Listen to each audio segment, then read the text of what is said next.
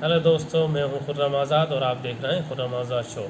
आज हम बात करते हैं कोरोना वायरस और लॉकडाउन, मुस्लिम के लिए फ़ायदा या नुकसान। अब आप सोचेंगे कि फ़ायदा कैसे हो सकता है, एक महामारी एक है। कोरोना वायरस का सब लोग जानते हैं कि ये चाइना से निकल करके धीरे धीरे दुनिया के बड़े देशों में पहुंचा, जैसे इटली, फ्रांस, जर्मनी, ब्रिटेन और फिर यूएसए, जो सुपर पावर है दुनिया की इस वक्त में। इन सब बड़े डेवलप देशों को हिला करके रख दिया। बेशक ये हर किसी के लिए बेबसी की घड़ी है कि जिसमें दे देने वाली और आत्मा को झकझोर देने वाली बात है। वो है किसी भी धर्म के मानने वालों की धार्मिक मजहबी रिचुअल्स के अकॉर्डिंग के अनुसार उनका अंतिम संस्कार या कहिए कि दफीना का ना होना, अगर एक मुसलमान के तौर पर देखें तो ये कितने बड़े दुख और अफसोस की बात है कि अगर किसी शख्स को इस्लाम धर्म के अनुसार, इस्लाम मज़हब के अनुसार अगर उसको दफन होने का भी मौका ना मिले तो ये बहुत ही बड़े नुकसान और खसारे की बात है। ये एक हमारे लिए आँख खोलने वाला मंज़र है।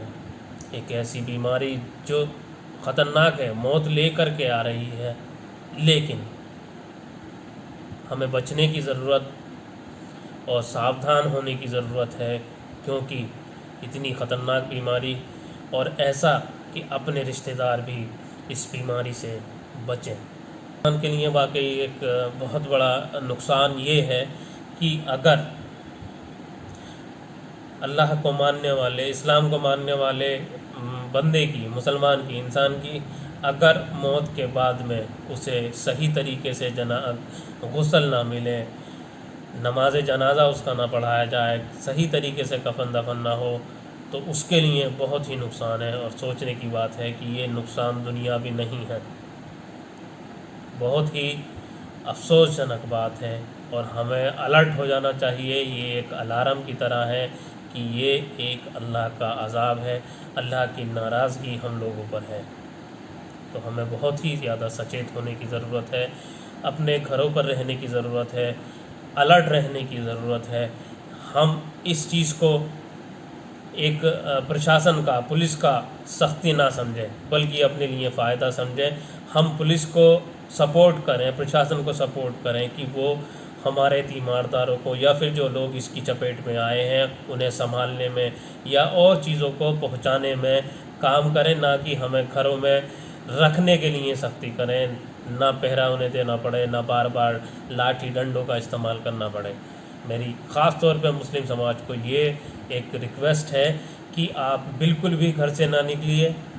ये एक नबी मोहम्मद सल्लल्लाहु अलैहि वसल्लम की सुन्नतों को तोड़ने के बराबर है अब, क्योंकि नबी करीम सल्लल्लाहु अलैहि वसल्लम ने इस इस्लाम ने इतनी फ्लेक्सिबिलिटी आपको दी है, इतनी नरमी हर एक चीज़ को अमल करने में दी है कि आप उसे अपने सहूलत के हिसाब से या उस वक्त की नज़ाकत, अपने जिस्म की कमज़ोरी या सिचुएशन के हिसाब से उसे हल्का सा नरमी काफ़ी हद तक दी गई है। तो आप उस नरमी का फ़ायदा उठाइए, घर पर रहिए, नमाज़ पढ़िए और 5 से ज़्यादा लोग एक जगह इकट्ठे नहीं हों घर के बाहर के। मैं कहूँगा पर्सनल उस पर कि जो फतवे अलग अलग उलेमाओं के आए हैं, ऑर्गेनाइजेशन, इस्लामिक ऑर्गेनाइजेशंस के आए हैं, उनके अकॉर्डिंग जब आपको मस्जिद में नमाज़ पढ़ने की इजाज़त नहीं है तो आप समझिए कि ये एक कानून, इस्लामिक कानून को तोड़ने के बराबर है। मतलब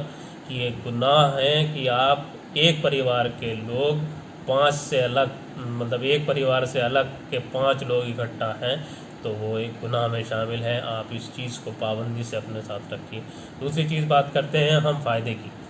तो इस लॉकडाउन और कोरोना वायरस के लॉकडाउन को या कोरोना वायरस को एक फ़ायदे के तौर पर आप देख सकते हैं। एक नहीं बल्कि अनेक फ़ायदे हैं, लेकिन हमें संजीदगी से सोचने की ज़रूरत है। उसके लिए हमें ये एक الارم کے طور پر لینا چاہیے کہ ایک چیتاونی ہے کہ آپ دیکھ سکتے ہیں کہ پوری دنیا جن کے پاس پیسے کی، ٹیکنالوجی کی، سائنس کی اور ڈفرینٹ ایجاد کی، اسٹیٹس کی کہیں کوئی کمی نہیں ہے، وہ بھی اس پینڈیمک مہاماری کے آگے بے بس ہیں۔ تو اب ہم جو مسلمان، میں خاص طور پر کہوں گا جو بھارتی مسلمان ہیں، وہ اس غلط فہمی میں قطعی نہ رہیں کہ وہ مسلمان ہیں، اللہ ہمیں اس عذاب سے بچائیں گے۔ آج آپ دیکھتے ہیں کہ جو لوگ تبلیغ جماعت کے مرکز میں یا ایک جوڑ میں اس ٹائم پر تھے تو وہ ودیشوں کے لوگ بھی وہاں پر موجود تھے۔ اب ان لوگوں کے لیے بھی غلط ہے کہنا کہ یہ لوگ سازش کے تحت، یہ بالکل بے بنیاد بات ہے، لیکن غلطی ہوئی اور غلطی کا خامیازہ اس قوم کو بھی بھگتنا پڑ رہا ہے کہ اس میں سے کافی لوگ پازیٹیو پائے گئے ہیں، یہ ایک افسوس کی بات ہے، لیکن ہمارے لیے یہ ایک لیسن بھی ہے، ایک سبق ہے ہمارے لیے کہ اب ہم سچیت رہیں، اپنی قوم کی اور زیادہ بدنامی نہ کروائیں۔ اگر آپ کو کسی بیماری نے گھیرا ہے تو اس کا علاج ہونا ضروری ہے۔ اب آپ اسے کہیں کہ مسلمز کے ساتھ سختی کی جا رہی ہے، اسے آپ ایک اپورچونٹی کی طرح دیکھیے کہ اگر ایسا ہوتا کہ آپ بیمار ہوتے اس بیماری سے اور پرشاسن آپ کو اس الرٹنس کے ساتھ نہیں دیکھتا تو کیا ہوتا؟ پریوار کے پریوار، محلے کے محلے اس بیماری کی چپیٹ میں آ جاتے اور ہم اپنے پریواروں کو بچانے کے لائق نہیں ہوتے۔ اگر کوئی کسی وجہ سے بھی اس سے بیماری سے کی گرفت میں آیا ہے اور انہیں کوارنٹائن کیا جا رہا ہے، انہیں الگ الگ کوارنٹائن کیندروں میں بھیجا جا رہا ہے، تو یہ ہمارے لیے بھلائی کی بات ہے، ہمیں اسی طریقے سے دیکھنے کی ضرورت ہے۔ فائدہ کہ یہ ہمیں سمجھنا چاہیے کہ ہمیں اس بیماری سے یہ موقع ملا ہے کہ ہم گھروں میں بند ہوئے، کاروبار بند ہیں، نقصان بھلے ہی ہوا ہے کاروباروں کا، طرح طرح کی پریشانی لوگوں کو ہے، لیکن ایک میں مسلم ہونے کے ناطے، ایک مسلم سماج کے لوگوں کے لیے یہ بات جانتے سبھی ہیں لیکن ذہن نشین کرانے کی بات ہوتی ہے کہ اب ہمیں ضرورت ہے کہ ہم اپنے آپ کو انالائز کریں، ایک اپنے اندر غور و فکر کریں کہ ہم کیا کام کر رہے تھے۔ اور یہ واقعی میں کہوں گا کہ یہ آزمائش نہیں، اللہ کی ناراضگی اور اس کا عذاب ہے بالکل۔ اور ہمیں اس دور میں، اس وقت میں اپنی کمیوں کو ٹٹولنا ہے، اپنی کمیوں کو دیکھنا ہے کہ ہم کہاں پر غلط تھے۔ ہم جھوٹ بول کر کے کاروبار کر رہے تھے، ہم لوگوں کو دھوکہ دے رہے تھے، لوگوں کو تکلیف پہنچا رہے تھے، یا لوگوں سے ہم حسد رکھتے تھے، اپنے ہی لوگوں سے۔ تو یہ ہمیں کہیں نہ کہیں غور کرنے کی ضرورت ہے اس ٹائم میں، اپنے آپ کو ہمیں انالائز کرنا ہے، ایگزامن کرنا ہے ہمیں کہ ہم کہاں غلط تھے، اور ان کمیوں کو ڈھونڈ کر اللہ سے توبہ کرنی ہے ہمیں کہ ہم کون کون سی غلطیاں جان بوجھ کر رہے تھے، اللہ کے آگے گڑگڑانا ہے، ہمیں توبہ کرنی ہے۔ دوسری چیز آتی ہے کہ ہمیں اپنی کمزوریوں پر دھیان دینا ہے۔ اس جو ایک آپ سمجھیے کہ ایک بہت بڑی نعمت بھی ملی ہے کہ ہمیں خالی وقت ملا، تو ہمیں ضرورت ہے کہ ہم اپنی کمیاں ڈھونڈیں، اس میں کمزوریاں ڈھونڈیں ہم اپنی، اور ان کمزوریوں کو دور کرنے کے ذریعے ڈھونڈیں۔ اس میں کچھ چیزیں ایسی ہیں کہ ہم لوگ تعلیم میں پیچھے ہیں، ہم اچھی تعلیم لینا نہیں چاہتے، کچھ انسٹیٹیوشنز ہمارے ہیں وہ اچھے سے پرفارم نہیں کر پاتے۔ ہمیں اب ایجوکیشن کے سیکٹر میں محنت کرنی ہے، خود بھی پڑھنا ہے، بچوں کو پڑھانا ہے، اور جو ہمارے ادارے ہیں انہیں مضبوط کرنی ہے، سپورٹ کرنی ہے۔ ان کو سپورٹ کرنے کا طریقہ ہے کہ ہم انہیں اداروں کی ہر طرح سے مدد کریں۔ دوسرا یہ دیکھیں کہ جن ہمارے اداروں میں بچے ہمارے جا رہے ہیں وہاں پر ٹیچرز پورے ہیں یا نہیں ہیں، ٹیچرز صحیح وقت پر پڑھاتے ہیں یا نہیں پڑھاتے ہیں۔ ہمیں اپنے بچوں پر دھیان دینا ہے کہ ہمارے بچے ریگولر کلاس اٹینڈ کرتے ہیں یا نہیں کرتے ہیں۔ اب جب ہم اپنے بچے پر دھیان دیں گے، اسکول میں جا کر کے پوچھیں گے کہ ہاں، ٹیچرز سے پوچھیں گے کہ آپ بچہ ہمارا آ رہا ہے یا نہیں آ رہا ہے، ریگولر کلاس لے رہا نہیں ہے۔ یا ہمارا بچہ کیسا پرفارم کر رہا ہے. تو ٹیچرس کی دلچسپی پڑھانے میں آئے گی. اگر ٹیچرس نہیں ہیں، آپ مینجمنٹ سے، پرنسپل سے کہیے کہ آپ ٹیچرس کا ارینجمنٹ کریے، یا یہ ٹیچر صحیح وقت پر صحیح نہیں پڑھاتے ہیں، یا کچھ بھی بچوں سے پوچھیے.